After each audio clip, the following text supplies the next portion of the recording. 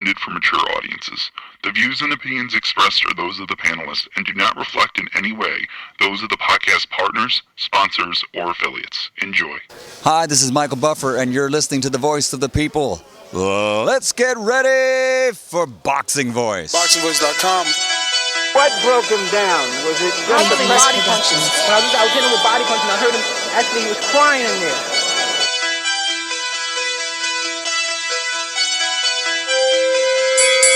You were saying that Biggs was crying when you hit him? Yes. When did that happen? And perhaps the fourth round on? BoxingVoice.com. So that you knew you had him by that time? Absolutely, but I knew he was tough and taking those punches. DPLC Productions.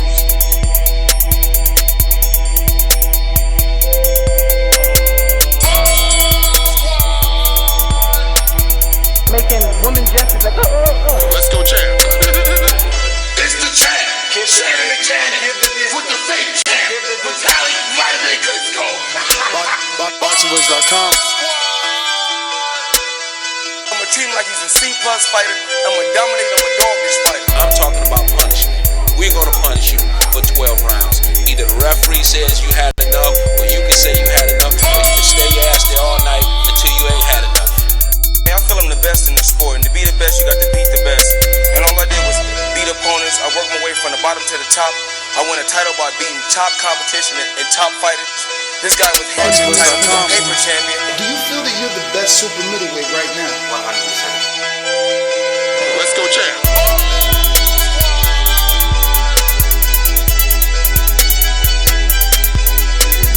He can bring the pressure. He can box. I'm a true champion. I'm willing to go to his turf in Atlantic City. I'm going to step on him. I'm going to crush him. Y'all can mark my word to this. All right, ladies and gentlemen, welcome back to another edition of the Boxing Voice Radio. And I already have our first guest on the line, Keith Hunter, part of that bounty hunter family.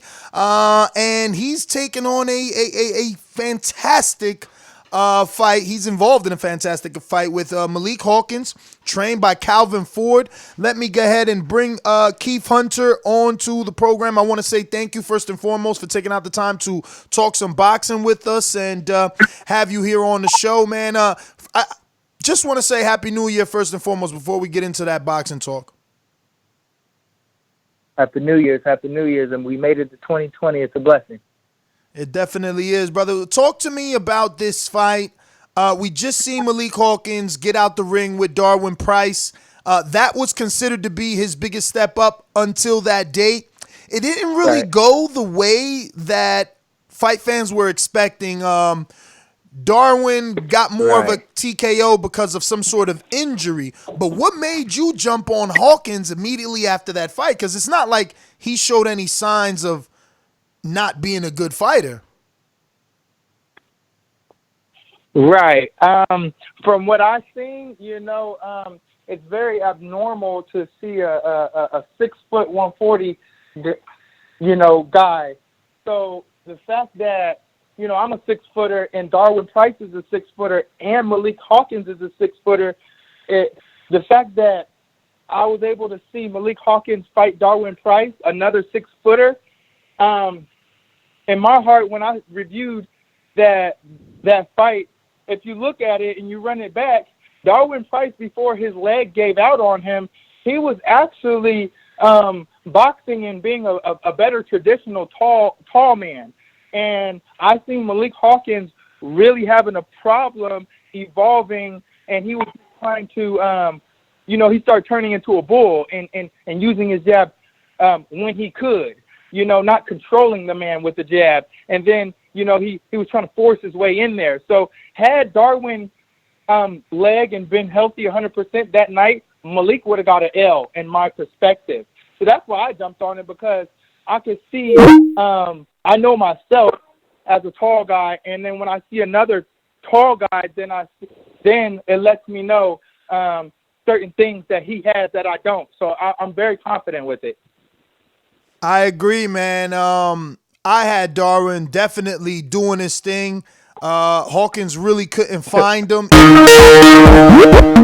Even at the ending, when he got the quote-unquote stoppage, I didn't really see any punches land on him that caused the Thank stoppage. you. It was more the leg, like you said. So I'm actually happy that you're so honest and candid because, that's how I look at things. It's like, wait a minute. Oh, he's undefeated, and he's got this trainer who's a high-profile trainer. He's in this camp with Gervonta Davis. This is a win that I need on my resume. This will boost my profile. Is that how you're looking at it?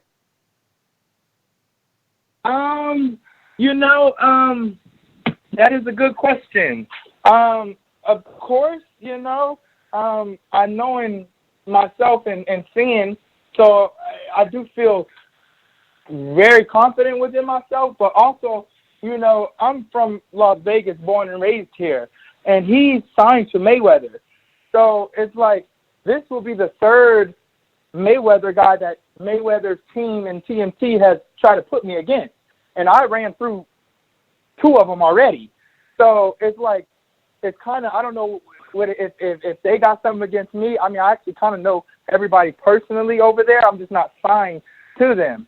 But since they keep shipping me guys from their stablemates, I'm going to keep getting rid of them because I'm letting them know, like, I was born and raised in Las Vegas. There's not a better 146-foot pounder than me, in Las Vegas. So, they will thoroughly understand that, when I get rid of the third Mayweather fighter that they're putting in front of me, Hey, what's going on, Keith Hunter? This is Michael Gross. How's everything going? It's wonderful. I appreciate you guys having me. How's it going? It's going pretty good. Now, I was watching an interview, and you said, even though I'm the third, I'm the one. What makes you so sure that you are the best 140 walking around? Because that's what your words were on that interview. Yes. When I said that, my father told me, my father, you guys know him, but you guys, the public wasn't able to really fight the Mike Tysons, and there were so many heavyweights in his era that he kind of just got watered or suppressed or drowned out and really didn't get his due. So he didn't want me to repeat that past. But he's seen I had a passion before he passed away. There's one thing that sticks in my head as a kid, and my brother was already doing it and already made, but he said he's seen his youngest son, and he said, I remember him telling me, hey, if you really want to do that, I don't want you to repeat my past. I want you to evolve and use your brain and be smart and be a lawyer or a doctor. But he did understand I had a certain passion, and he said, if you continue with the pure honesty you have and the talent that you have and the belief that you have, then you will be the one to carry the Hunter name a little bit further than what it is.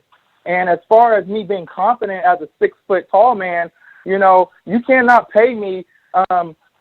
There's some young kids right now doing this for the money. Once Floyd made, touched $1 billion in this sport industry, it persuaded a whole new era and generations of people to start trying to fight for that bag. But I was not necessarily brought and introduced into this game like that.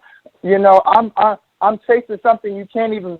I don't care about none of this money. I care about the hunter, Keith Michael Bounty Hunter. Our street has missed some justice, and I'm here to reclaim it. So I'm letting them know, like, I've been taught, not from a perspective of trying to get money. I've been taught from real, OGs in the game and trying to really utilize me and help me as a traditional 6-footer. And there's some people who've missed a couple lessons, and that's Malik Hawkins. Keith, when did you know of this fight, and did you have a full 8 weeks or more for preparation? I found out it probably about a week and a half ago. And when's the fight day? The 22nd? No, it's not. What's the 28th. Oh, 28th. Damn, so you got 6 weeks. Yeah. But you stay in shape, I'm assuming. Of course, we always have to stay ready so we don't have to get ready. What's the biggest thing that you see in Malik Hawkins that could be, not could be, but maybe be a problem in the ring? Or do you think your height and your reach will give you the ultimate advantage and keep him at bay? Right. No, I like to be honest within myself. Everything is pluses and minuses and A's and B's. There's opposite sides to everything. So when you ask me, what does he have really well that's going to be problematic or that I will have to really evolve from, I see him as a tall man. Since he gives up fighting on the outside as a traditional tall man, he has evolved in good punch selection and fighting in the pocket. He can fight really well for a tall guy inside. So that's like, I can as well, but I will give him the more experienced benefactor of him being there and being comfortable. But, I'm not worried about that either. I just understand myself, and it will be, that will be what I'm facing. He comes to fight, and he will fight inside, and he's going to have a problem really trying to get inside. And then when he is inside, I know how to, fight inside as a tall guy as well, to where, I'll be giving up moments probably at that time, but I'll still be able to control it just enough to where you guys will understand who's a better 6 foot 140 pounder. So what gives you and your brother Michael that confidence? Because on your Instagram page, you got Malik's face on a wanted poster. You're saying you're collecting his bounty. It's like you guys are like true hunters, right? Your brother came into the ring with the Predator mask. So like, what gives you that confidence? Man, there's so many things. That's a real good question. I'm fighting with an extra bar. It's not just off of my energy. I'm fighting off my ancestors' energy. I'm fighting off of Michael the Bounty Hunter, my seniors. He gives. I have so much to push me as far as willpower. And then, I'm confident as far as confidence as well. Like I know it's going to happen at some point, but at this point in time, I have never been hurt, and it's been for a reason. So it's kind of like, and like you said, correct, I see myself as a real bounty hunter. Since I've never been hurt, I'm willing to put myself in situations to be hurt, but it hasn't happened, and I'm keeping a smart IQ. And yes, I'm trying to self-destruct or see who's because I can't, to cap it off, I try to keep a delicate balance of being smart and humble and confident all in one. Because, like I said, I just want to see how honest I am within myself. And I'm a real bounty hunter. I'm going all the way. You're going to see. And it really is just fun, to represent the scene, understanding, I'm a real bounty hunter. I feel that way. And I'm coming out with the Western mask and the bandanas and wanted posters. And I think that gives the public something to be, as opposed to just watching it. I feel like a lot of the time,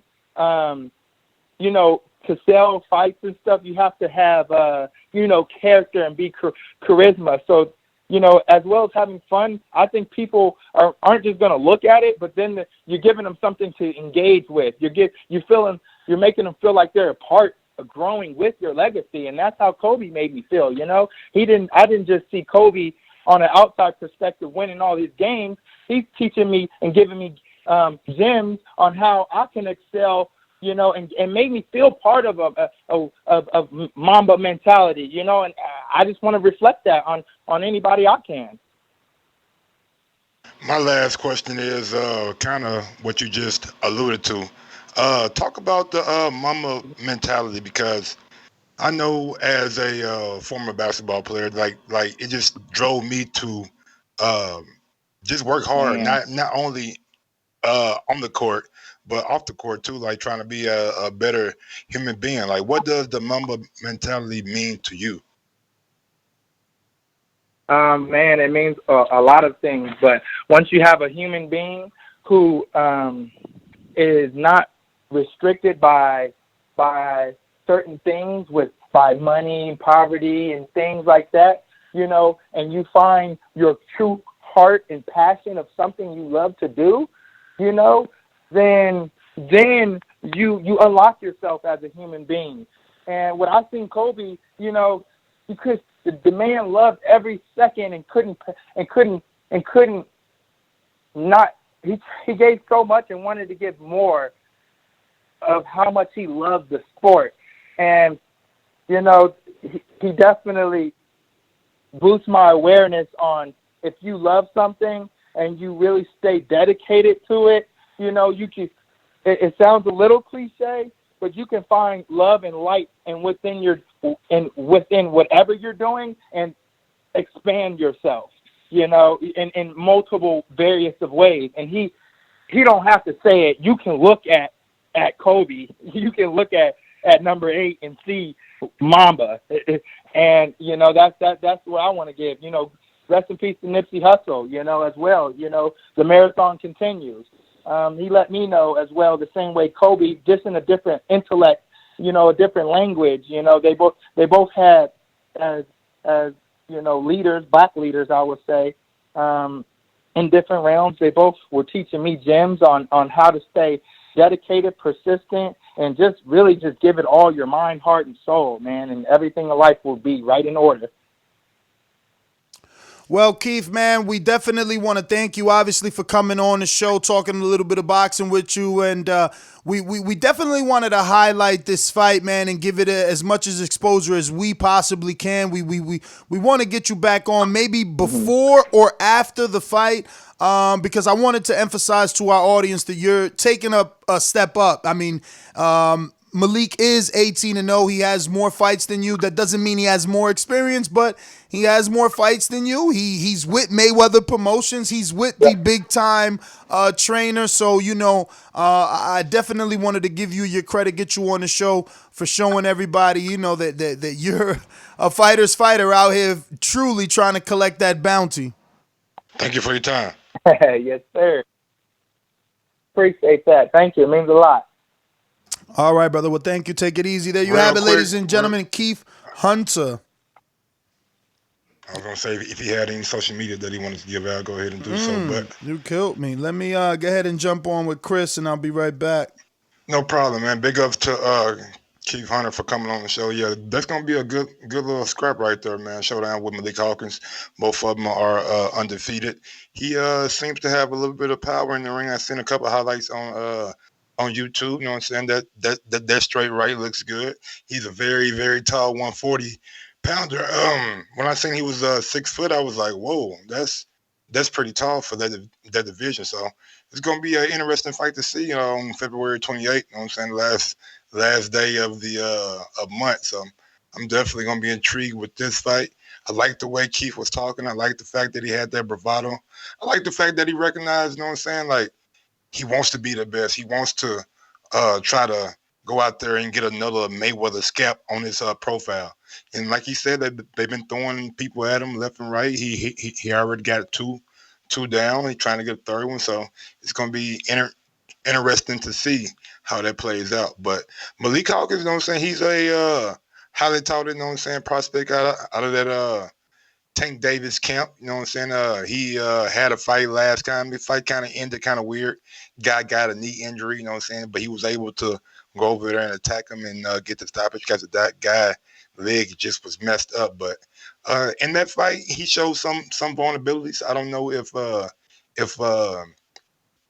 Keith can exploit those, but it's going to be interesting to see, you know what I'm saying, a tall guy like tall as Keith, and see if Malik can get in or if he can keep him at bay. Because if you watch Michael Hunter, he has very, very good boxing skills in the heavyweight division.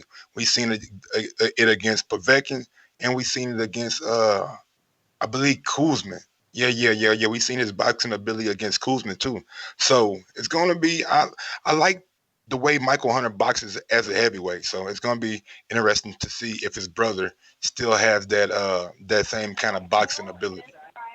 All right, Mike, we're live with WBA interim champ Chris Colbert, prime time. First and foremost, I want to thank you for taking out the time to give us the opportunity to interview you, and I want to wish you a happy New Year. How's it going, brother? And talk to us. I mean, thank you for having me, but Happy New Year to you guys too. Merry Christmas, and God bless you and your family. But the year started off great.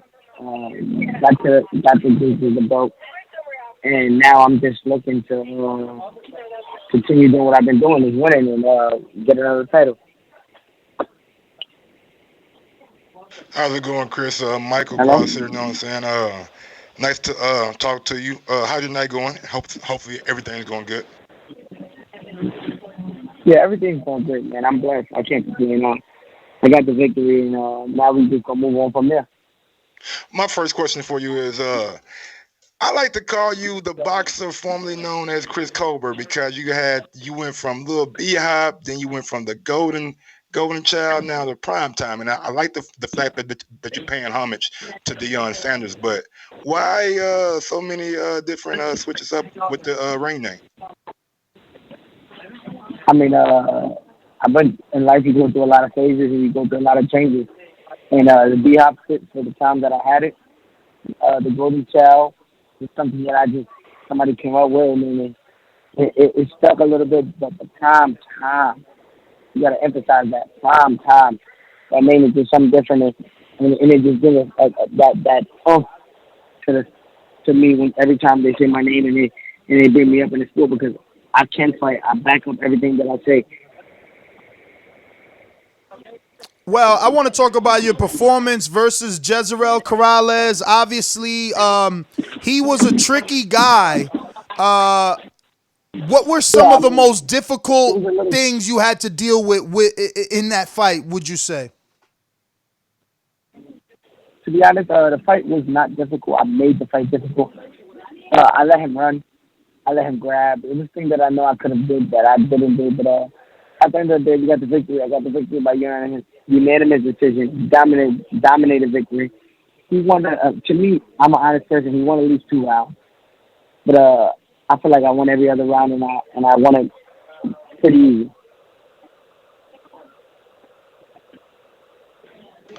I want to go back to that fight, to a moment that happened when I believe you guys were in the corner. They were like, B-Hop do this, B-Hop do that. And you were like, nah, man, I got this. Y'all just calm down. It's going to come. Just calm down. It's going to come. What gave you that kind of confidence to know that later on that fight? Because after the 6th round, you really started picking them off and started landing the shots and started dictating the pace. What gave you that confidence to know that that was going to play out?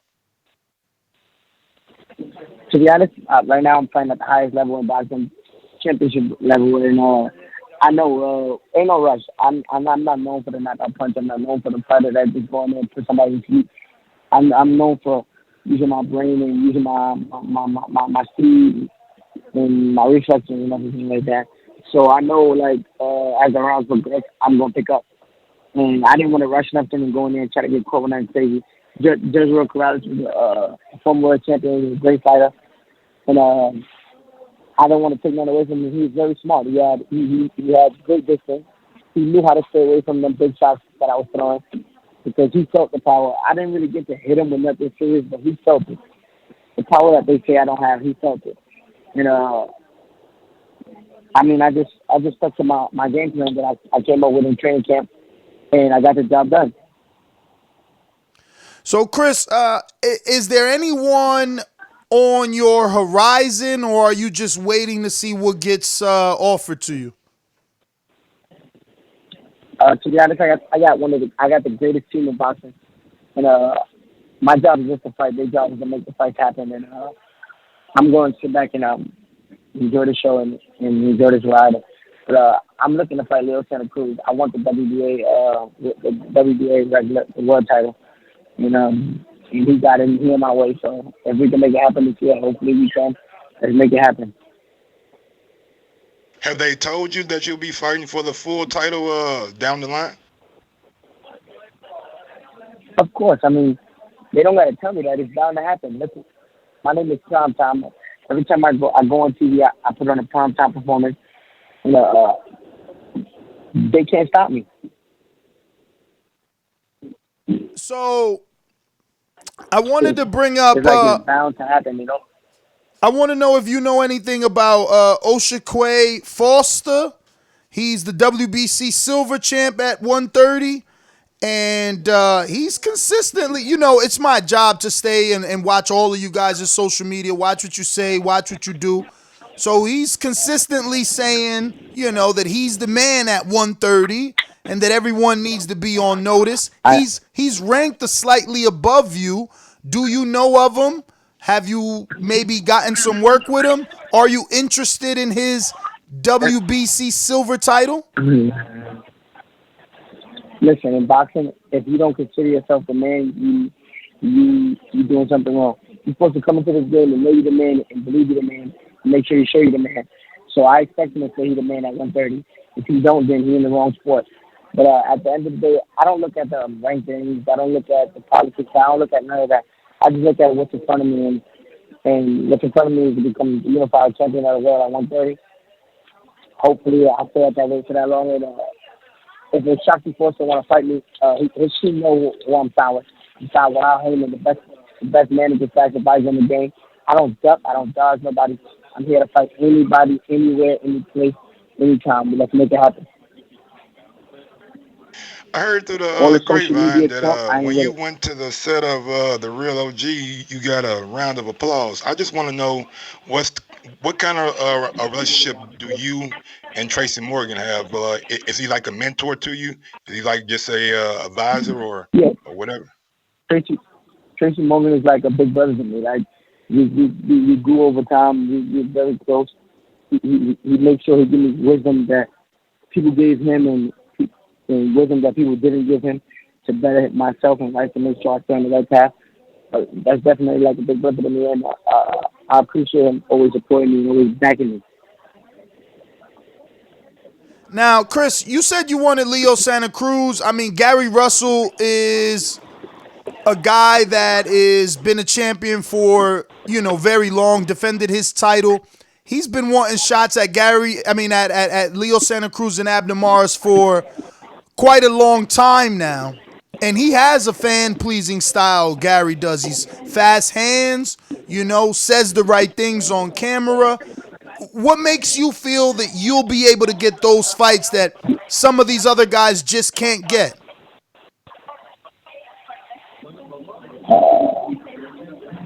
The difference between me and a lot of other fighters is a lot of fighters say what they want. I rather show what I want. I rather go out there and try to make the fight happen. A lot of fighters, not throwing no shots at nobody, but a lot of fighters say, I want to fight this person, I want to fight this person, but y'all don't know what goes on behind the closed doors. My Uncle Al's on that phone to actually do want these fights. Every fight that they ever sent to me, offered me, I never declined, not one. Because at the end of the day, I'm a boxer. I ain't this time out. I came in this game to stand out. And the only way to stand out, you got to be different. You got to do different things. I'm going with fighters didn't do.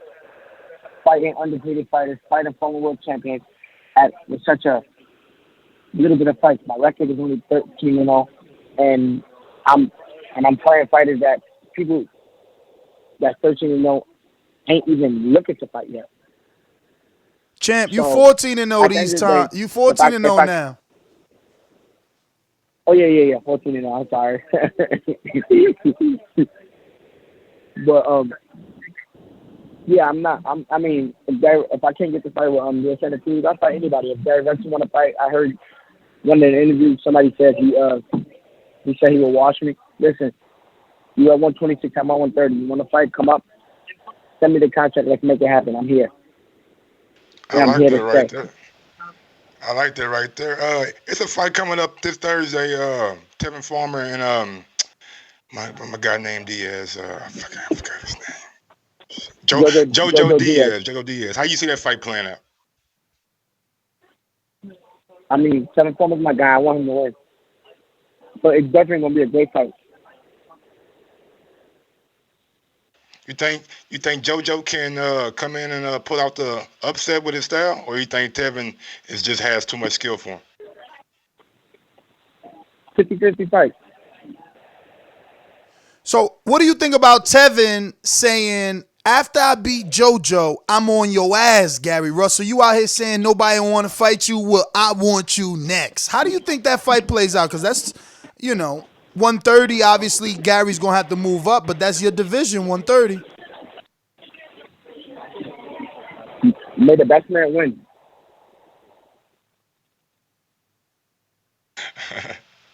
What do you think about Gervonta Davis if he comes back down to 130? Would that be a fight that you would be interested in?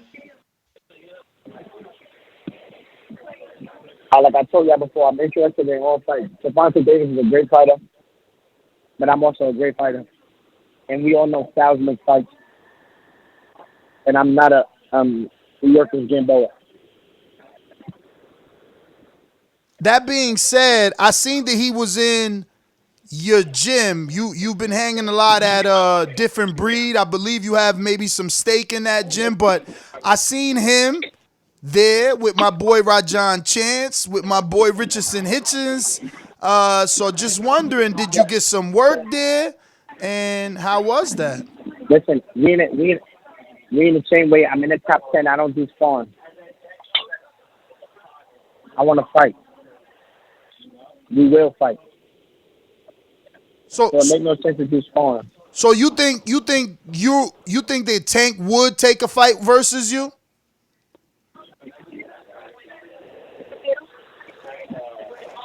Of course he would.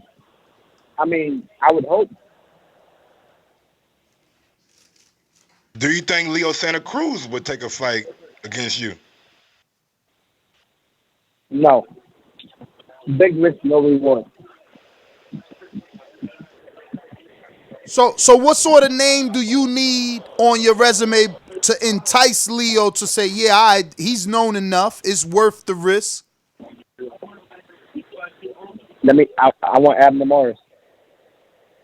Tell Abner Morris to make it his comeback fight against me.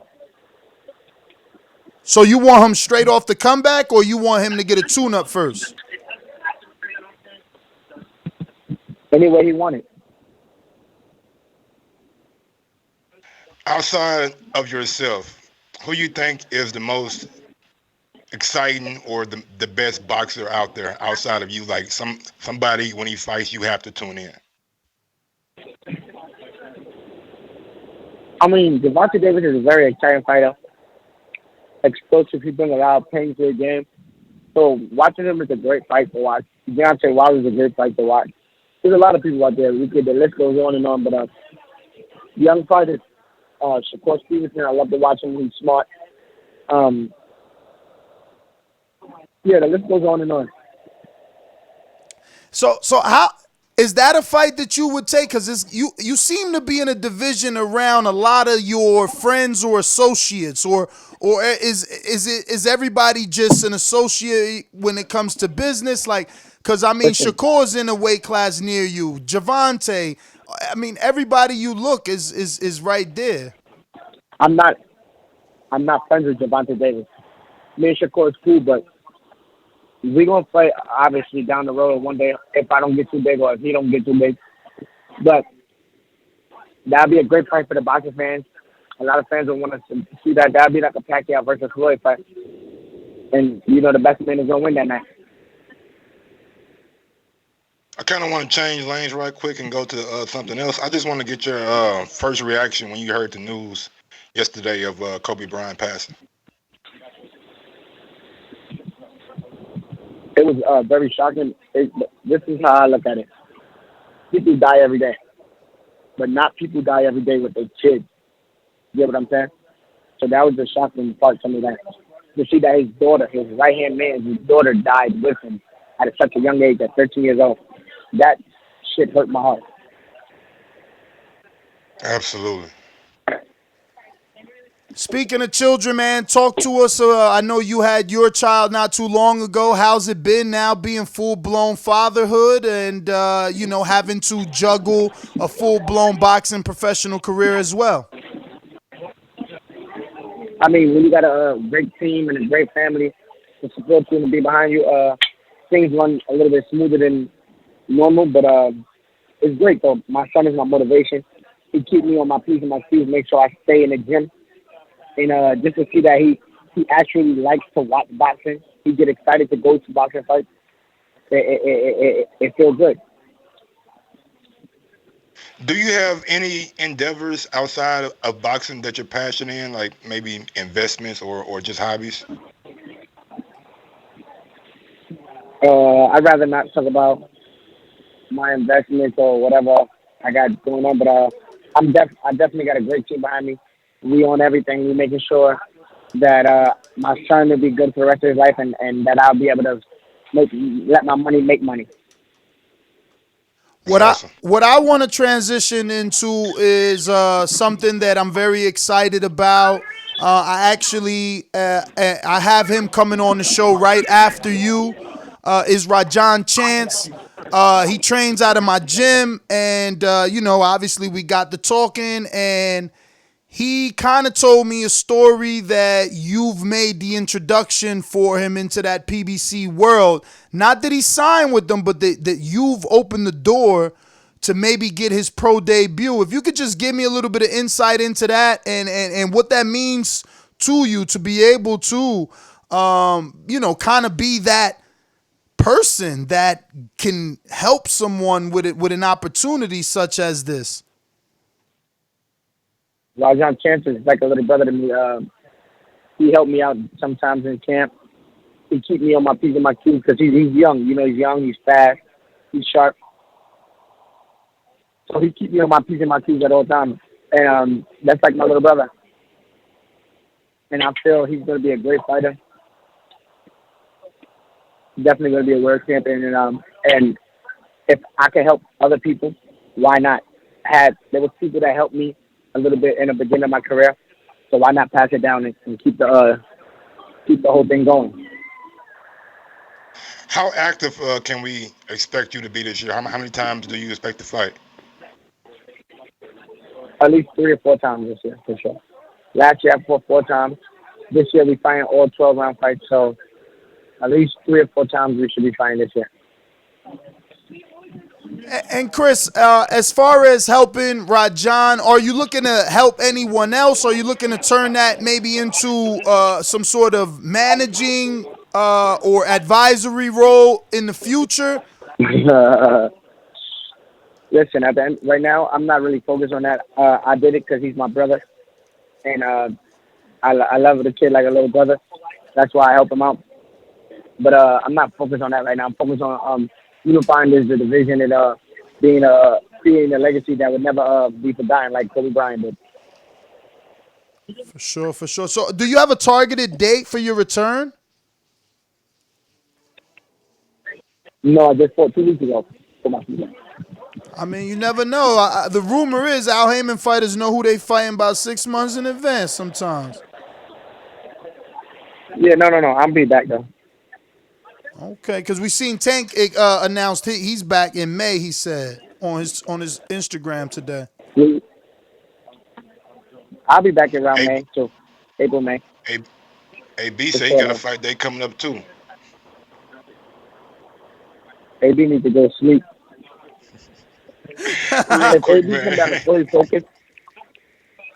If AB come back fully focused, I'll be so happy. I love AB as a person. He's a great person. Cool dude. He's been showing love for me since day one. But if he's gonna come around and play around, he might as well sit out. I want AB back. I want the real AB back. I wanted you to give me a but I'm always rocking my dog. I'm sorry, go ahead. I'm always rocking my dog, no matter what, though. Already. I need a prediction for the Wilder Fury on February 22nd. How you see that fight playing out? I mean, anything can happen. As you see, Tyson Fury won the first one. It was a lot of politics. But Wilder got that one punch shit that put you to bed. So we never know. But yo. What you mean it was a lot of politics, bruh? What you mean Fury won? What I said is what I mean.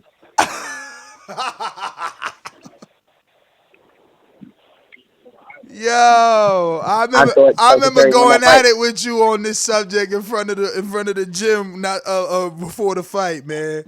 You was always picking Fury, And what I man. told you, who was gonna win? I mean, Huh? my man got the draw. 2 knockdowns plus I gave him the 3rd round and the 1st round. You know That's what I'm it. saying? He bust Fury nose So with now the you jab. What is a bust nose? That ain't about nothing.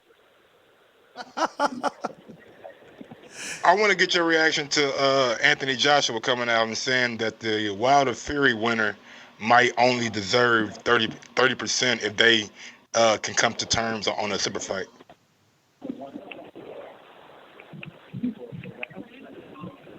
Well, Anthony Joshua is a cash cow at the heavyweight division, as we all know. But I don't think he could beat Wilder. Yo, your tune changed, man. You ain't used to say that when he was undefeated. Yeah, no. Things change. You see different things. And Wilder hit so hard, like it's so scary that he hit so hard. I don't think he's gonna be able to take that punch and run away from that punch for 12 rounds. Yo, so I know you're gonna be short with this answer, but are you like how excited or happy are you for Big Baby to hear that he got a new situation with Top Rank and he's gonna be able to get back in the ring? I know that's your stablemate, that's why I asked. Gerald Miller's my boy, my brother. So I'm very happy for him. And like I told him, this is a minor setback for a major comeback. Now it's time to get to work. And Richardson Hitchens also going to be fighting here in February. I know he's no longer training directly out of your gym, but that's still your boy and all. What's your thoughts on Richardson and his upcoming fight and just him as a, an up-and-coming fighter? He know what time it is. He know what he got to do when he get in the ring. I don't expect nothing else from him besides a win. And he know that. So he's going to go in and do what he got to do and make sure he leaves with that victory. Are you going to Be be in in a the tough corner? division, but he definitely going to. Huh? I'm sorry, go ahead. I said he in a tough division, but he know what he got to do to be the world champion. Now, are you going to be in the corner of Nikita Ababi again? Because last time I seen him fight, I believe you were at the No. No, I'm not no trainer. I just did a favor because my father was doing something else. I'm not a trainer. I'm focusing on my career. You're doing a good and I job, help though. my teammates. I definitely do. I think I could be a trainer. Maybe one day. But right now, I'm focused on my career. Well, Chris, I want to thank you, obviously, for coming on the show, brother. Appreciate you taking out the I time want to to talk thank to. y'all. Come on, Nats. You already know the time. It is. For I sure, always man. got you, my dogs. Yo, man, I hope one day you could come You was to. one of the first people that gave me an interview. Yeah, I know, man. I tell the story all the time. I can't believe that you. I can't believe all of y'all. Like, could you think about that, Chris? Like, remember that? I think it was Nonito Donaire maybe versus Rigo press conference, and y'all wearing up to me with all them belts, all y'all amateur belts. But like, I freak out every time I say that story because I can't believe every last one of you are like either a star on the brink of stardom, going to the Olympics. Like, Shushu about to go to the Olympics. You are already an interim champion. Hitchison is signed a TMT and about to be, on the track to a world title as well. I mean, it's crazy, man, that all of you guys, like Wilder says, speak it, believe it, receive it, man. It felt like yesterday, right? It do, man. And what I used to tell you all the time, I was going to do this. That's why when people ask me about this fight, how do you feel after becoming a champ? Listen, I don't feel no different. You want to know why? Because I expected it.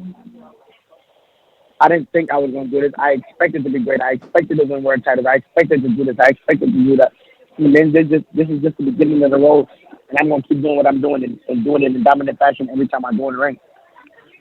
Man, I'm just happy to be a part of it, brother. I'm happy to be able to witness it. We hear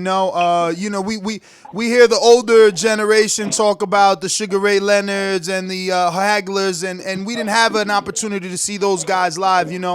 To watch you do what you're doing, like you said, with the number of fights. Now y'all get to watch prime time on prime time TV live every time going to work. For sure. You already know, champ. Listen, man, give out your social media for anybody that isn't already following you. You can follow me on Instagram at primetime_718. On Facebook, Christopher Primetime Colbert. On Twitter, I don't even know my Twitter because I don't use it. But I just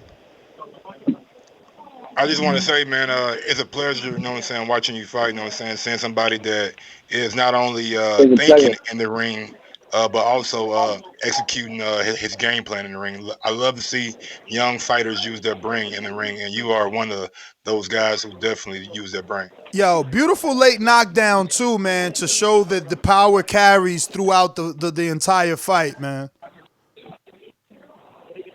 But according to boxing people and boxing fans, I don't have no power, so we're gonna leave it on that note, and I'm just gonna keep putting people out slowly but surely.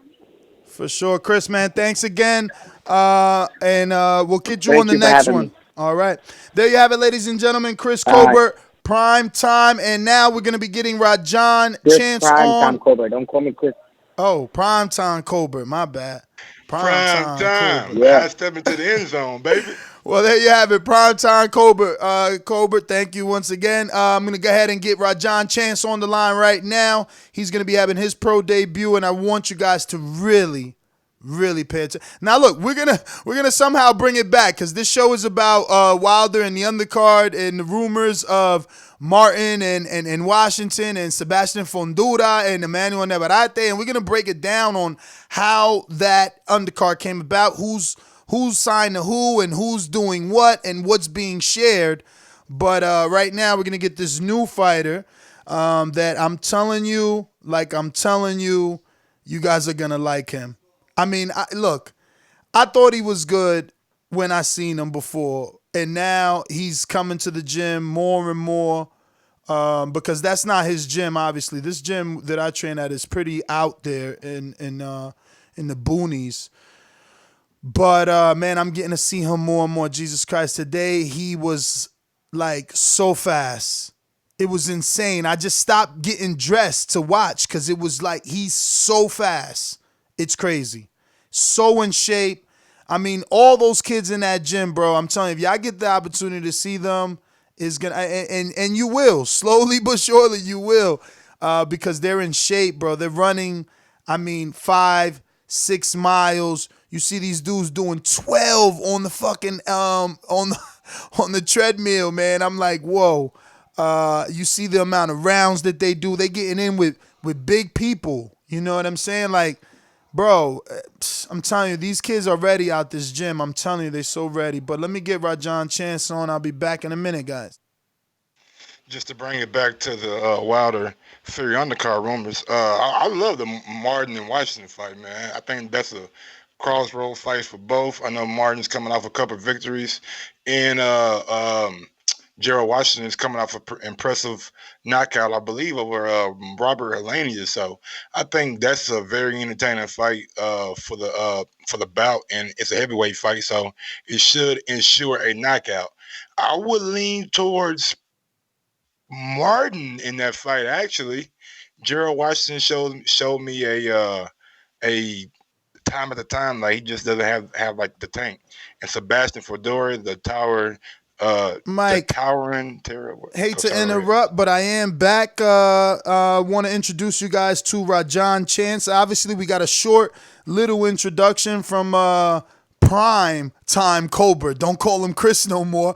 But Rod, we just had Chris on the show, and he was telling us a little bit about you and how he believes you'll be a world champion, and that's why he decided to, help you out and get you, connected with Al to get you on these PBC fights, to get you a pro debut. But first and foremost, man, thank you for taking out the time to come on the show, and Happy New Year. Obviously, we see each other more frequently than before, but like, yeah, man, tell everybody a little bit about you, your background, and what can they expect from you for anyone that hasn't seen you.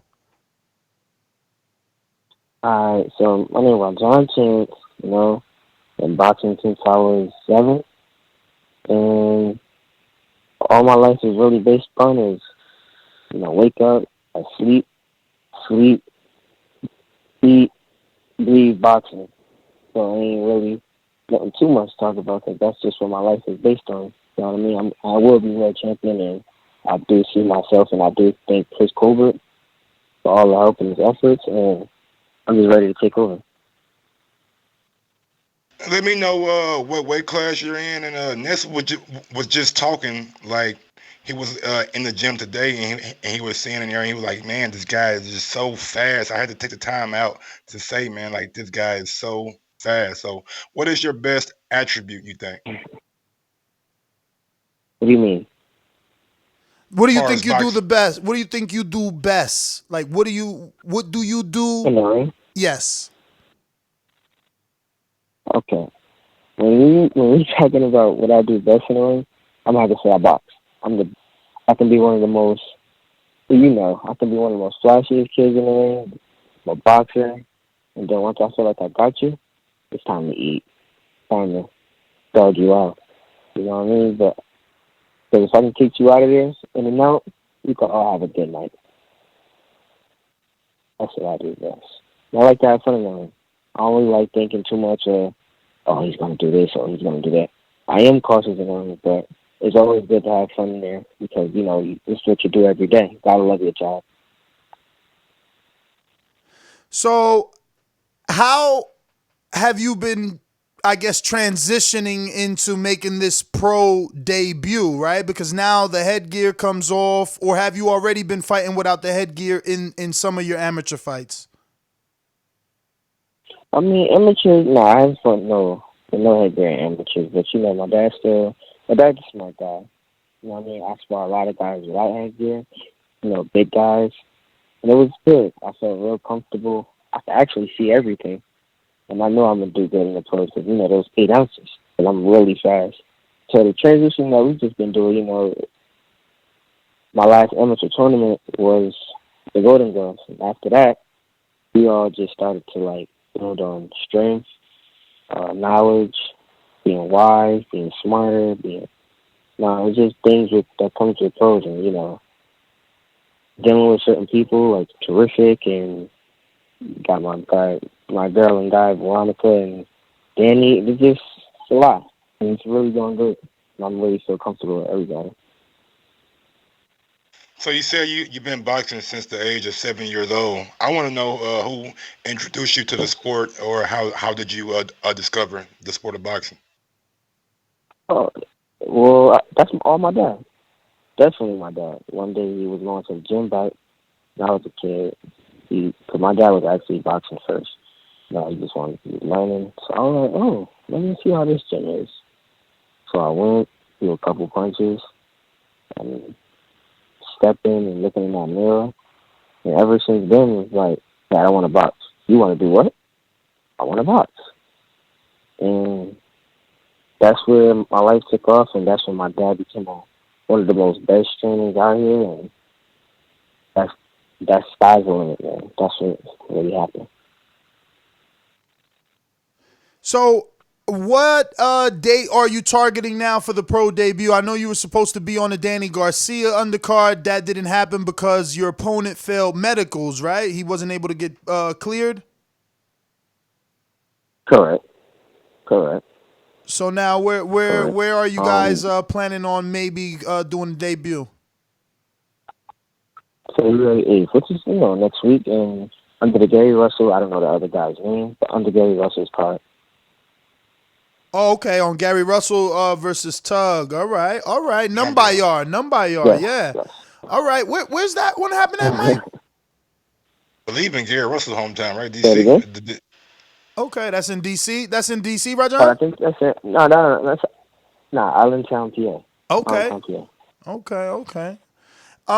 So yeah, man, obviously I follow you on Instagram, and I see that you take pictures with all the up and coming or future stars. Ennis, obviously Colbert. I mean, you name it, you've been getting work with them or working alongside them. So if you could just give us any names of maybe some of these fighters that you've either gotten advice from or have given you advice, or have you gotten work with? Because I think Tank and Richardson Hitchens in a different breed with you at one point. Shakur, I mean, you name it, you've been there. Okay, as far as like the best advice I'm gonna say, I'm gonna have to say Boots, Chris Colbert gave me good advice, and Shakur Stevenson. Those are the best ones. Because they're upcoming fighters as well, and right now they are really. Well, Shakur's already a world champion. B-Hop is not a world champion. Boots is already on his way to be a world champion. So what they would tell me is the key word, and what each and every one of them said: patience.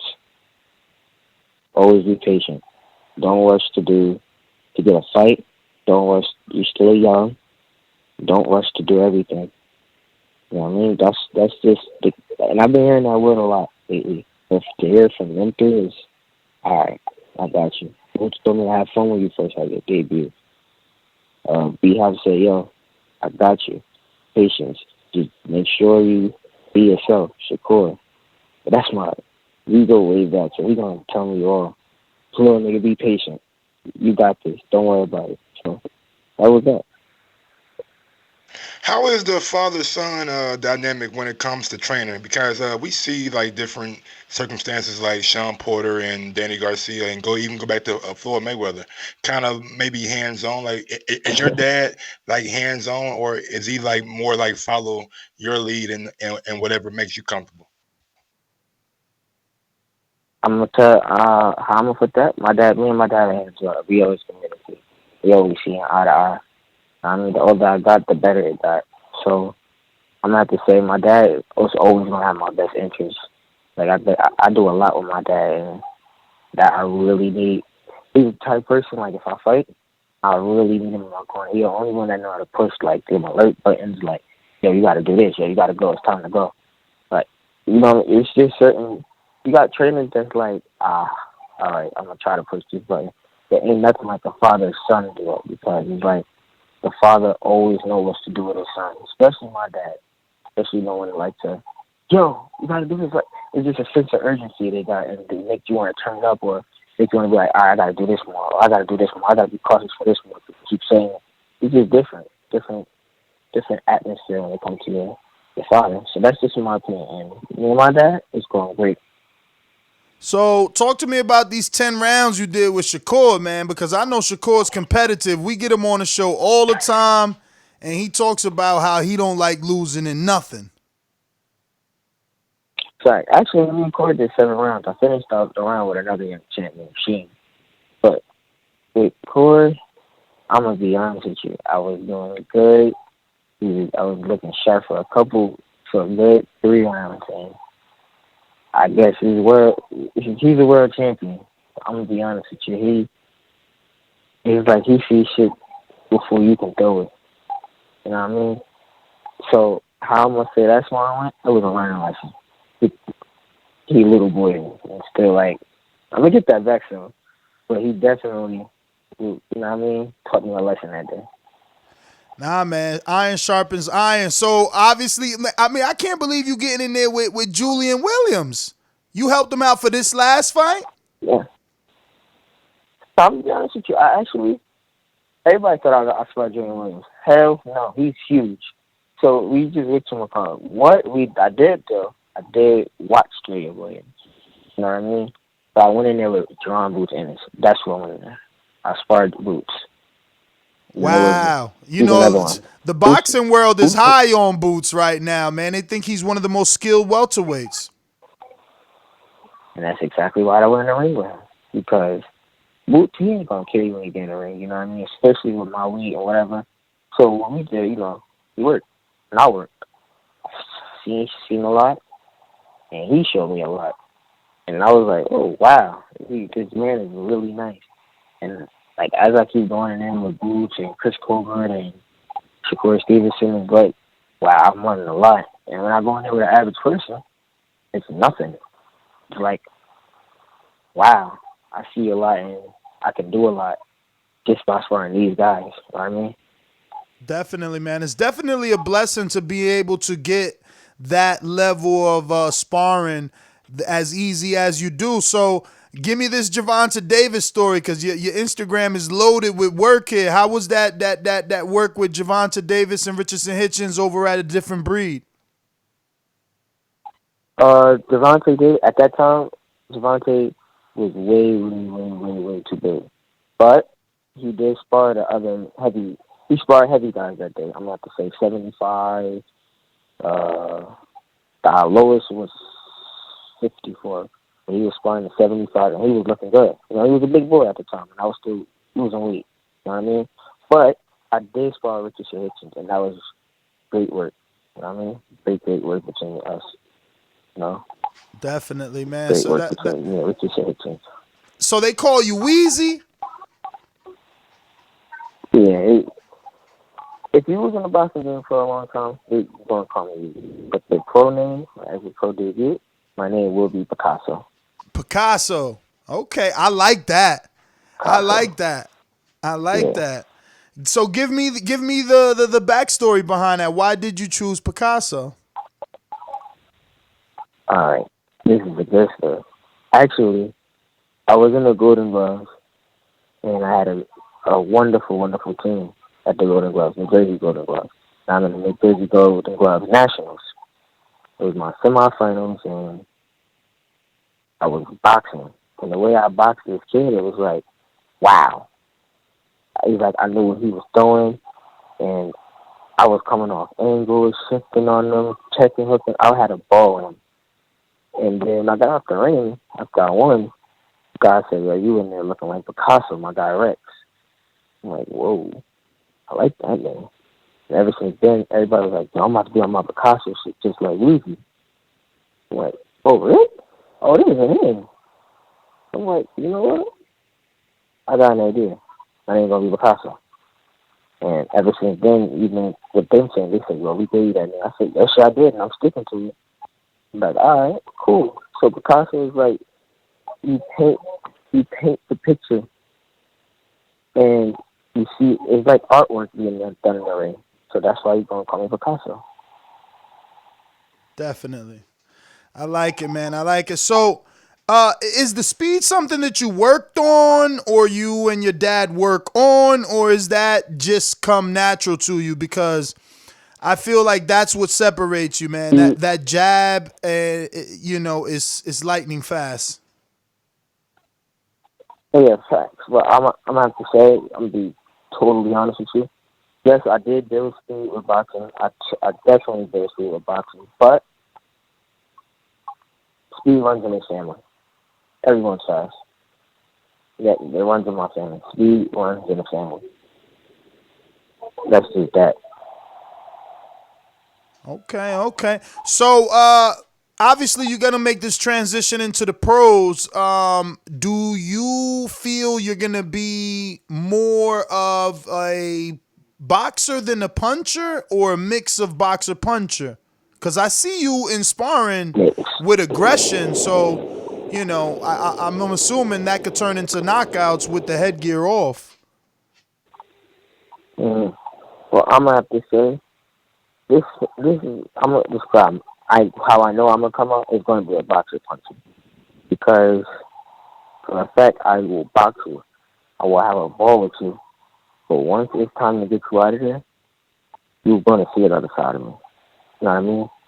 But other than that, I'm gonna let time take its place. Wherever I become, actually, I'm gonna be honest with you. I can't answer that question until I become a pro, because once that time comes, it's like, what am I gonna do now? Am I gonna box? Do I feel like taking them out? So when that time comes, that's when I'm gonna know what I am. Sparring, what are you gonna tell them? Amateurs, I was a boxer, and I can punch too. But in sparring, I'm aggression. That's what I've been working on. Then I'll box you. I'll have fun with you. But as a pro, how can I answer that question? I can't yet, because I got to see what I'm going to do see how I'm gonna react, see this and little certain stuff. But my prediction, I will be a boxer puncher as a pro. So when we was doing our miles today, I seen that you were watching tape while running. Who were you watching, and who do you like to, I guess, watch tape of to kind of pick up tips, or what are you watching it for? I was watching Floyd Mayweather. I was watching Floyd Mayweather versus Top Crowley. And Floyd Mayweather is just his IQ, his footwork, his jab, his head movement. It's just certain things. I ain't watching money Floyd Mayweather. I'm watching pretty boy Floyd Mayweather. It's a difference between the two. A huge difference. Pretty boy Mayweather is like, he's a dog. He's amazing. So that's the Mayweather I like to watch. You know, you got a lot of guys that just watch Mayweather. Now you got to watch certain Mayweathers to know, like, the skill that you're going to have or the skill that he has, and to just try to produce that in the ring or try to work on it. It's just little stuff. But he's definitely Floyd Mayweather pretty boy. And is that something you do often? Watch, tape while you're running, and is it just Floyd?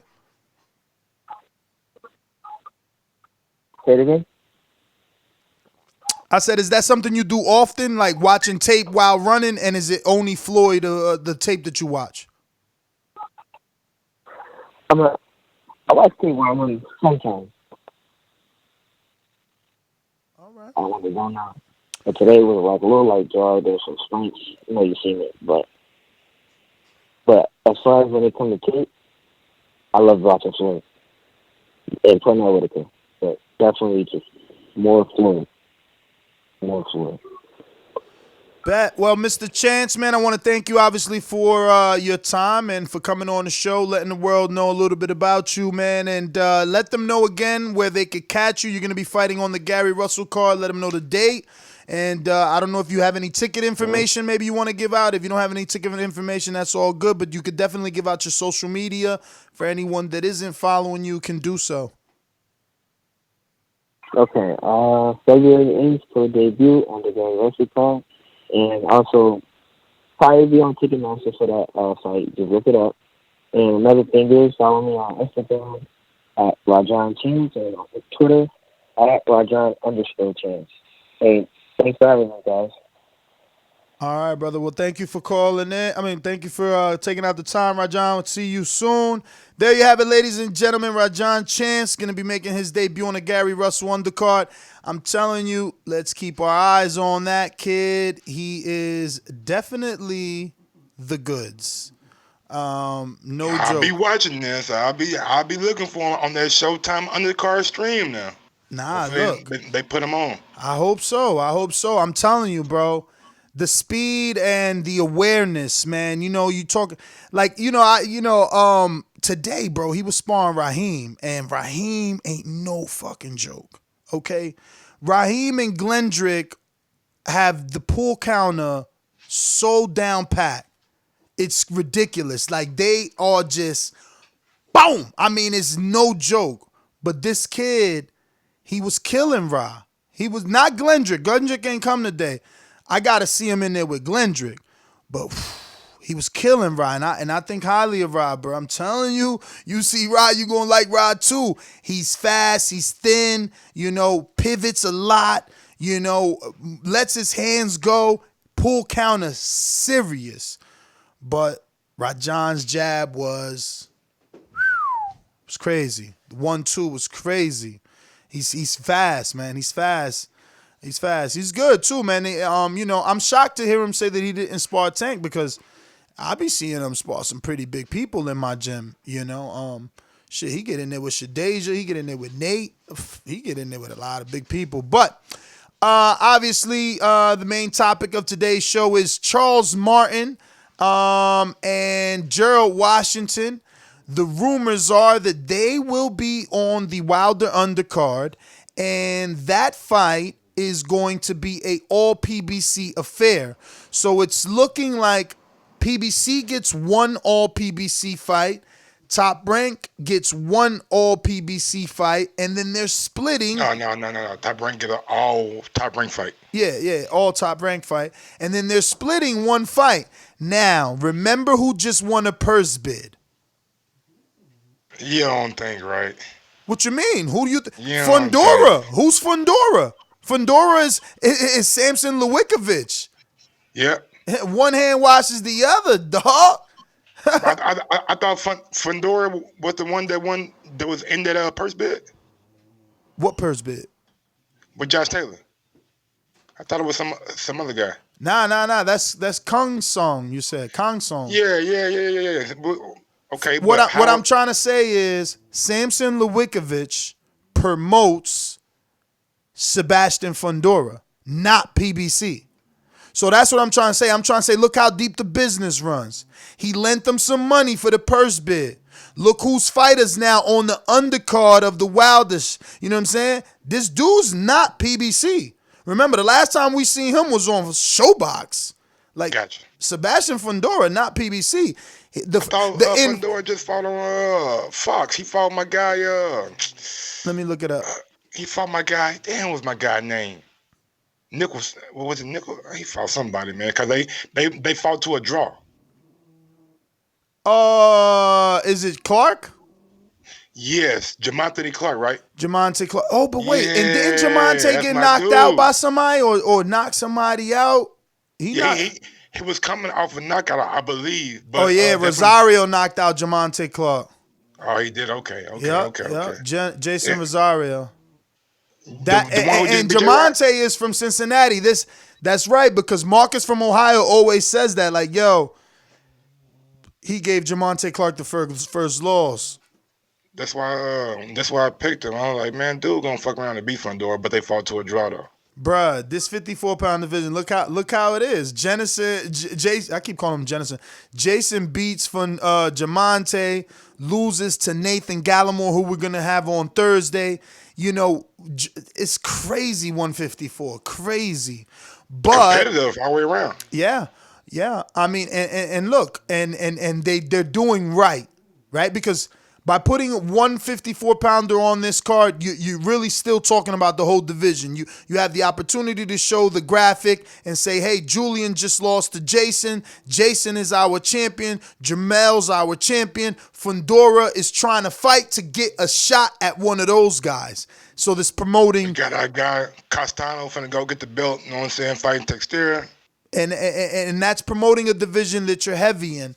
Then they're taking advantage of a heavyweight affair. I love that they went and they did another heavyweight fight. I wish Top Rank would have followed suit. Top Rank should have done the rumors and put Big Baby as their Top Rank fight. Emanuel Navarette, I don't get it. Maybe Top Rank is like, look, PBC, they don't want to do business the way we want to do business. We want to make sure we bring some Mexicans into this pay-per-view, and that's why they bring in Emanuel. But they bring in Emanuel in with a guy that I never even heard. My man, first of all, his name is Tupas, man. That's too close to tapas. Like, is he food? Is he a person? I don't even know. But the point is, I never heard of him. His first name, how do you even say? Is it J-O? Because it ain't Gio, you know? Oh, Jello. Oh, my God. With no L's? Oh, I don't fucking know. Exactly. How your name J-O Tupas Santis? Oh my God, he's Dominican. I gotta Google this shit. Oh, we got some Dominican Oh pride my going. God, his last We name got is some Santisima. Yo, if your last name is Santisima, you might be fucking Dominican. I swear to God. But real quick, going back to 154 real quick, I think the best thing about 154 is nobody in that division who is a competitor, who is a elite, is undefeated. I think that makes for a much more easier fights to be made. You know what I'm saying? There ain't none of that A-side diva. Everybody is gone. You know what I'm saying? Charlo ain't got it. Hurd ain't got it. Harrison ain't got it. Williams ain't got it. A lot of Texteria ain't got it. None of the champions have their own. What's up with the Philippines? I know nothing about it, but they got a lot of like Spanish now. This dude's Philippine. J-O or whatever, Gio, Jello. Man, I mean, the world is big, man. You know what I'm saying? Maybe some of his people moved down there a long time ago. Yeah, no, I hear you, man. Listen, he's from Bogo City. He's not from Bagdo City. Where's Pacquiao from? But anyway. The Philippines.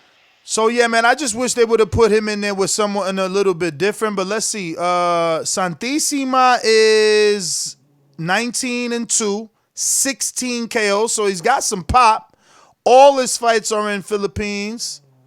And it looks like, okay, and he hasn't lost in a long time. His 2 losses were in his pro debut, then on his 4th fight. Okay, so this guy learned how to win after that, and he's been winning. The issue is they've been all in the Philippines. I don't know what sort of test he's going to be for Navarette. Navarette is how tall, Mike? Because we got this guy here. He's at like 5'6", this guy.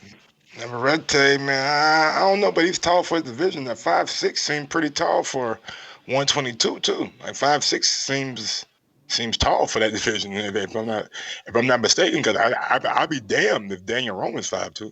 I mean 5'6". Man, fucking Roman, man. They had him busy, man. We were supposed to get him today, but it's fight week, big dog. Yeah, well, I mean, look, they scheduled them, not me. You know. Yeah, I know. Navarette is 5'7". Yeah, and he's so 25. Pretty tall. So yeah, both of them pretty big. Oh wow, and this kid is 23. I mean, this kid is ripped to shreds, though. Let me just tell you, this Philippine is ripped to shreds, and he's got 76% knockout ratio. He's got 78 rounds boxed. Navarette has 136 rounds boxed. He has more fights though. He's got 30 fights. So this kid is greener than Navarette for sure. Obviously Navarette the champion. He's got more pedigree. I don't know how many pay-per-view buys Navarette brings, though. Who knows him? It's not like you're putting Leo or Abner on the undercard, which you should have. Maybe he's just trying to make sure that his guy looks good on the Wilder Fury card and gets a devastating, impressive knockout, because that's what Navarette brings to 122. If you get in there with him, it's going to be – you're going to have to bring goddamn lunch pail, because he's going to give you some business. So back to the heavyweight fight on the card. Former world champion Charles Martin is going to be fighting and taking on Gerald Washington in an IBF eliminator, Mike. Now, look. Mr. I worked the earth like a god. But I don't really get it. Washington just lost to Adam. He just won, nigga. He knocked out Hellenius. And we're having Hellenius on Wednesday at like 9:30 or something like that in the morning. We'll have Hellenius on. But listen, I mean, you lose to Adam and you beat Hellenius and you're in an eliminator? That was rapid. It ain't a final eliminator. It's just a little eliminator. You know what I'm saying? Okay, so what's the difference then? Like, that's crazy. Why be in an eliminator if they might call a final eliminator? Because it might be like a 4-man tournament, like the WBO doing it for the light heavyweight belt. They got 2 fights on both sides. They don't want to fight each other. Bro, and he's literally lost to Adam, then beat Robert. Like it's just like that. You know, shout out to Gerald Washington.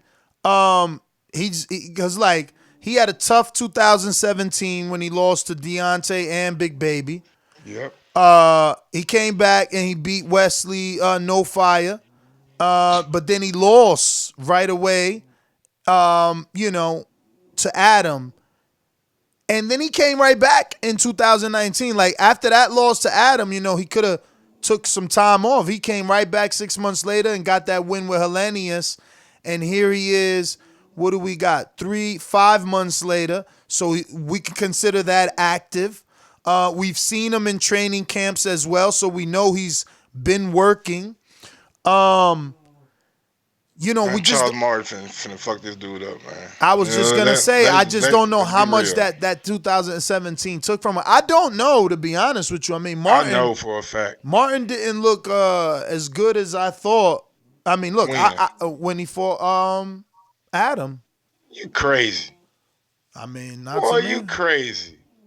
Not nigga Martin was coming back, nigga landing shots on Adam ass. I mean, but Martin won his fair share of rounds in that fight. But maybe it wasn't like 6-4.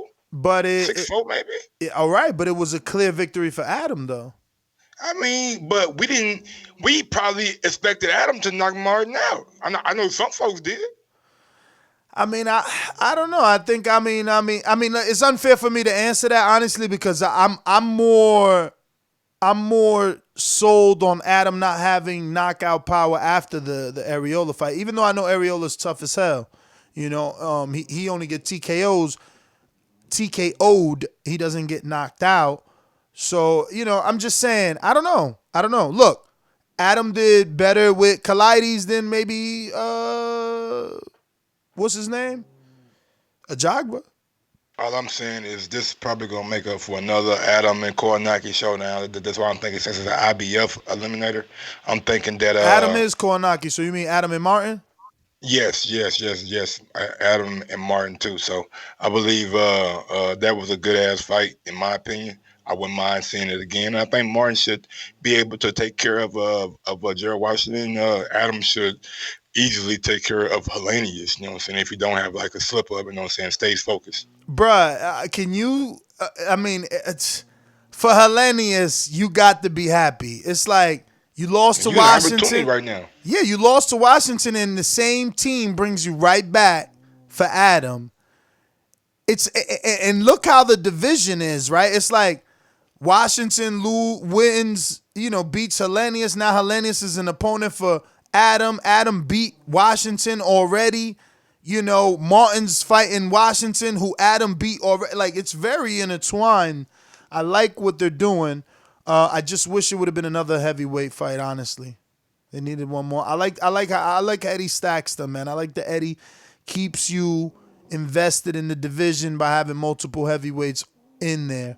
But yeah, man, look, those are my final thoughts. It was just a quick thing to like let you know the rumors. This is being reported by Michael Coppinger, so we could assume this is the real undercard, and we're just waiting for official press releases now. So once again, for those that didn't catch it or just tuning in, former world champion Charles Martin is going to be taking on Gerald Washington in an IBF eliminator on the February 22nd Wilder versus Fury 2 undercard. Sources have let Michael Coppinger know, and we are reporting based off Coppinger's reports. So PBC and Top Rank will be going head-to-head in one bout set for the opener.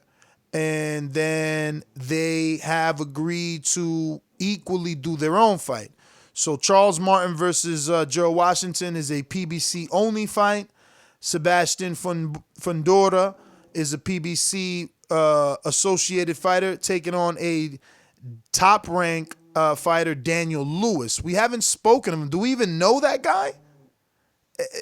I mean, why would Top Rank put this dude in here if he doesn't have a chance? Maybe throwing out a bone. Who knows, man? Maybe they got something worked out for fight down the line. Like, you give me one here, I give you one on your card. You need a fighter for Teofimo Lopez and Lomachenko? I got you. Don't worry about it. Just give me one for Fundora. Man, I wish they keep doing business like this, because Teofimo and Tank can happen if it was like that. Absolutely. Okay, so Daniel Lewis is Australian, and he only has 6 fights. Fundora finna mop the wall. And he ain't on this level, but in his third fight, he did take on a fighter with 24 fights, 16 wins, 8 losses. Then in his 5th fight, he took on a fighter with 11 wins, 3 losses, 1 loss. And then the 6th fight, Alex Gayton, do I know that guy? I don't know. 6 and 4. What the fight was that, bro?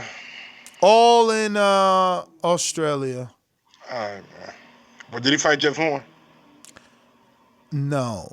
Did he fight Tim Tszyu? He's number 3. He's ranked number 3 in Australia. He's 26 years old. Did he fight Cochran or somebody? Let me know. Give me somebody.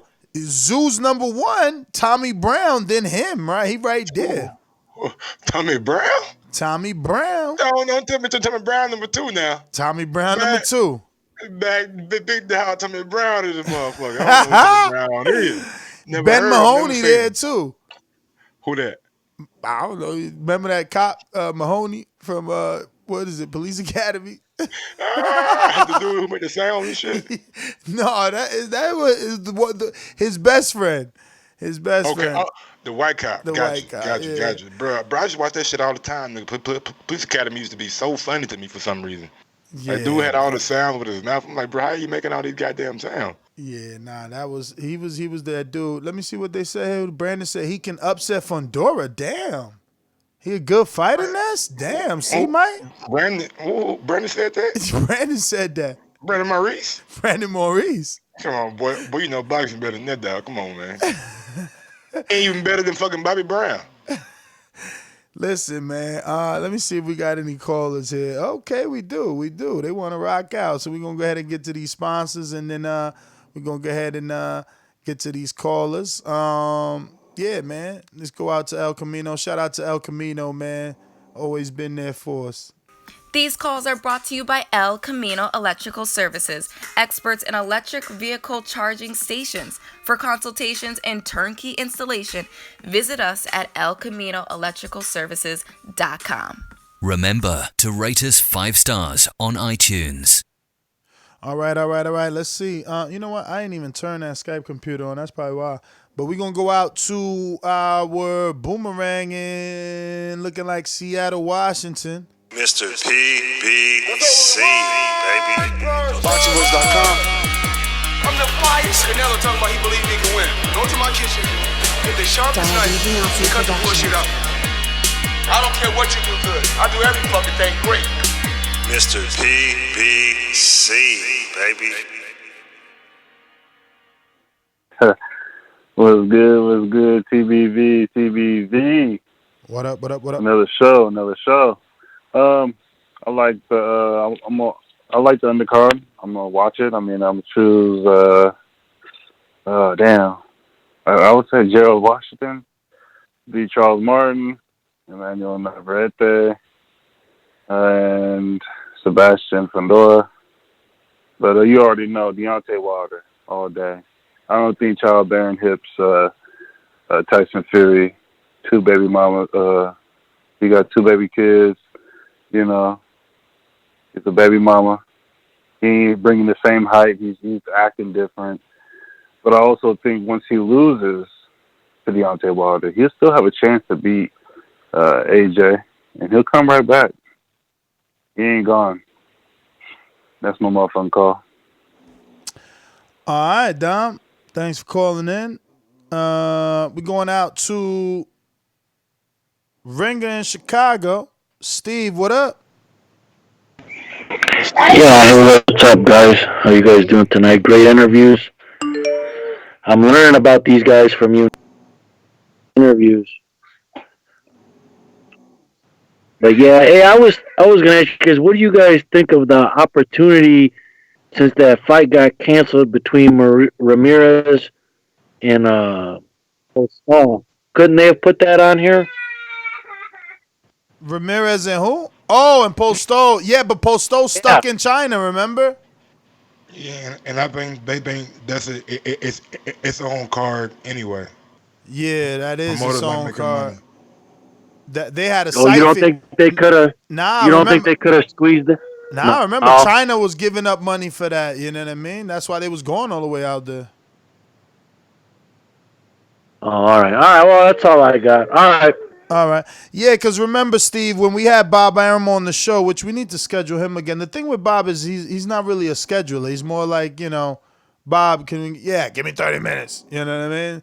But when we had him on the show, he said something about China being like the new Hawaii. That little island that they were doing this fight at in China is like the new Hawaii.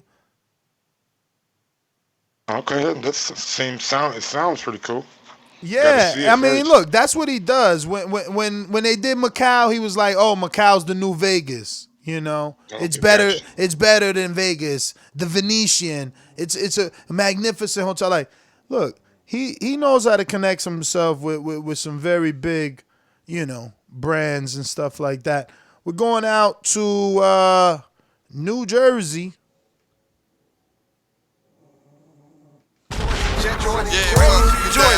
Just like the king is what I mean. The king is what I mean.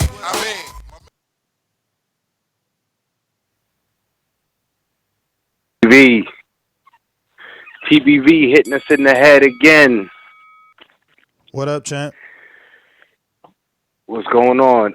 Ness, what was the interview you did this morning? What was that the brother's name? This morning, let me check my schedule. This morning we had Ofacio Falcon Jr. and we had Melissa Hernandez. Yeah, man. Listen, just great work so far, so good. That was the cat.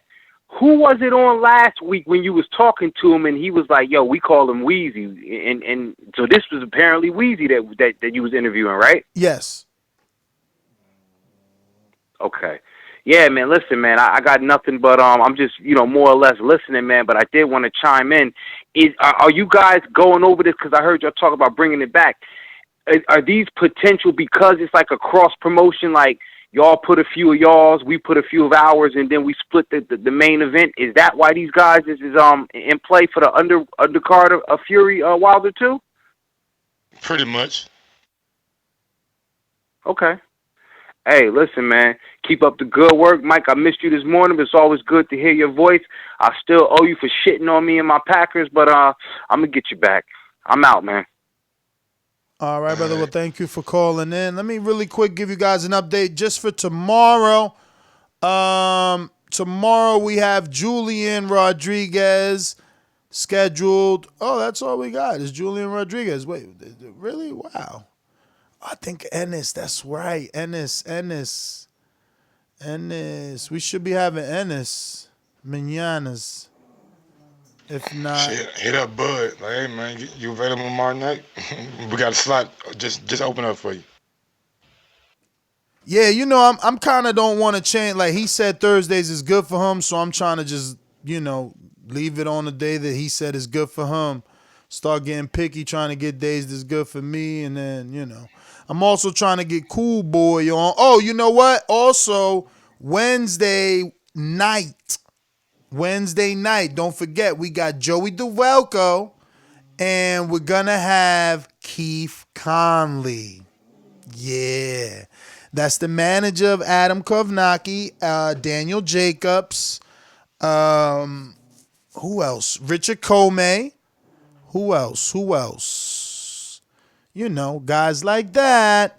What else we got for you? And on Wednesday morning, we're gonna have Robert Hellenius, the heavyweight, and Terrell Geisha, the 154-pounder. Lubin wants some smoke with him, and Trout might want. And that's freaking right. Shout out to Keith Mills, who's a listener of the show. Keith, you are a champion. He's actually listening. He's the manager of Oshikwe Foster. And he's like, Nestor, you also have Oshikwe Foster on the show tomorrow. You're right. I can't believe I didn't put that on the calendar. Yeah. And let me put that now. But yeah. Okay, Keith. I'm glad you were listening because you see I brought up, my good friend Chris Colbert. I brought up Oshikwe to him. I've been trying to get Oshikwe some fights. Who we had on here the other time, and we brought up the dude that the Breakfast Club interview. This guy got famous, baby, for real. Yo, he got the silver. The silver. WBC? He's Dillian White. He's Dillian White last year. What weight class he in? 130. Ah, shit, some players at 130. That's what I'm trying to tell you. And listen, I reposted his post, and that's what I was talking to Chris about. Cause he posted. Let me look it up, man. Can you look it up because I don't want to not put this in the schedule. It's on the Boxing Voice Twitter, Instagram, excuse me, and he posted something like, any 130-pounder can get it. Like, do you see it there? It's just black with white letters. I'm looking at it right. I'm looking for it right now. Black with white letters. Yeah. I want to see it. And he just beat Alberto Machado, but not Alberto Mercado, right? Which one? No, he beat Mercado, not Machado. Machado was the one that lost to Andrew Cancio, who just signed to Top Rank. All right, Keith, my guy said, attention. If you fight at 130 and ranked in the top 10, I'm going to fuck you up. I need someone to do something about that already. Like, you feel me? Like, he is out here talking adamantly. Crazy. And he talked about Javante, and people are ignoring him. He has the WBC silver. He's ranked above Chris Colbert. So yeah, man, that's why I scheduled him. We got to get this guy on and see what's the dilly now. Now he's ranked above Chris Colbert on BoxRec. He signed to Lou DiBella, but look, that's all stuff for tomorrow. So we'll have him on tomorrow morning at 9:30, and we have. Wait, he said it's pronounced Oshaki? Really? Okay. Well, no. I mean, he spelled it Oshaki. Okay. What else we got? So, all right. Oshaki Foster. That doesn't sound right. We're going to have him do it for us. Julian Rodriguez, top ranked prospect. And that's for Tuesday. Wednesday, we have, like I said, Robert Helenius, the heavyweight, Terrell Geisha. That's 9:30 and 10 a.m. At 8 p.m., we'll have Joey DeVaco and Keith Conley. No, Keith Conley at 8 p.m. and Joey DeVaco at 8:30, right? 8:30 for Joey. Where's Joey? Yeah, Joey is actually at 7:30. Okay. So 8 and 7:30 for that. And then Thursday, full house. Caleb Plant at 7:30. And Nathan Gallimore at 8 p.m. Andrew Tabiti at 8:30. And I think Friday we have nothing on the docket as of yet. But like I said, Crawford Ennis and Coach Cuz, too. I got to get him on the schedule. Coach Cuz is Demarius Hill, the pad man of Deontay Wilder. And, want to get him on. Nicholson. And, and the head trainer of Deion Nicholson. So he is going to be having, Nicholson on the undercard. So is he on the undercard or is he on the Biloxi? He's in Biloxi, right? Yeah, he in Biloxi on that. What date is that? That's like, I believe, the 28th, the week after. Okay, maybe the week before. We got to schedule him. We got to schedule him way before that. Absolutely. Yo, Earthquake said TBV where names go to get butchered. You right. Yeah, man, bro. You bring some goddamn 16 syllable shit over here. You definitely gonna get butchered. But listen, man, that's everything. Looking like Edward in Alabama hasn't pressed one. Majid, you just listening in Cincinnati? Talk to me, or you just listening? If so, we out of here. Nope, he's dead. What up, Chance? Yeah, man. Just not much. Just good shit on all these interviews today. I'm on my way to Ohio now. I'm about to go to Columbus for this job. But yeah, man, I'm just on the road tuning into this boxing. I'm gonna be on this road all night, but shit. Big ups to everything y'all did today. Appreciate it. I'm out. All right. Dion fight this Saturday, bro. Oh, damn. So we kind of late. I mean, we got openings for sure. Yeah, we squeezing, man. We could do something. I don't really want to do nothing Tuesday night. But we got Wednesday. We could slide them in on Wednesday night. In between Keith Conley and Joey DeVaco, or after one of them, Or before, one or the other. But yeah, man, he fights this weekend, you know what I'm saying? I believe the Biloxi card this weekend. Yeah, man, that's going to be a good fight for him. I want to watch that, man. But Nest GTO, Instagram and Twitter, catch us tomorrow morning at 9 a.m. Eastern, 6 a.m. West Coast, 8 a.m. Central, makes it, 7 a.m. Mountain Time. Follow me on IG at Gross1911 or on Twitter at Gross2312. You can follow me on YouTube at Michael on Sports. In about, 15 minutes, I'll be doing the ESPN live game chat for the Kobe final game. They're replaying it right now on ESPN. Shout out to Chris Colbert. Thank you for coming on the show. Shout out to Rajan Chance. Thank you for coming on the show. Shout out to Keith Bounty Hunter. Thank you for coming on the show. And thank you, Keith, for stepping up, man, taking that Malik Hawkins fight. I hope everything you deserve comes to you for doing that. Peace.